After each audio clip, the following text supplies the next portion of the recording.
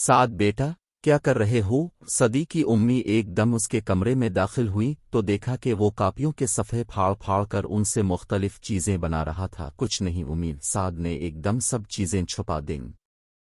کتنی باری بات ہے، ایک تو آپ اپنی کاپیوں کے صفحے پھاڑ رہے ہو اور پھر چھپا کر جھوٹ بھی بول رہے ہو، دکھاؤ کیا بنایا ہے؟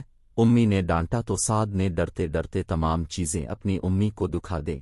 کسی صفحہ کا اس نے جہاز بنایا ہوا تھا اور کسی کا پنکھا، کئی صفوں پر تو بہت ہی عجیب چیزیں بنی ہوئی تھیں۔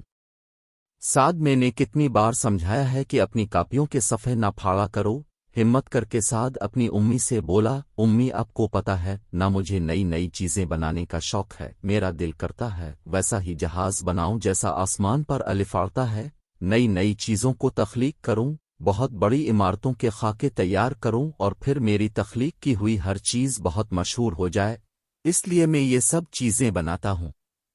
یہ تو ٹھیک ہے بیٹا، لیکن اب جو کہہ رہے ہو وہ غلط ہے، آپ کو اس کے لیے بہت انتظار کرنا پڑے گا۔ جو بچے اپنی چیزوں کی حفاظت اور قدر نہیں کرتے وہ زندگی میں کوئی بھی اعلیٰ مقام حاصل نہیں کر سکتے۔ وہ وقت جلد ہی آئے گا جب اپنے خیالات کو عملی جامہ پہناؤ گے، لیکن آئندہ سے مجھے یہ کتابوں کاپیوں کے صفحے پھٹے ہوئے نہ ملے، امی نے سعد کو سمجھاتے ہوئے کہا۔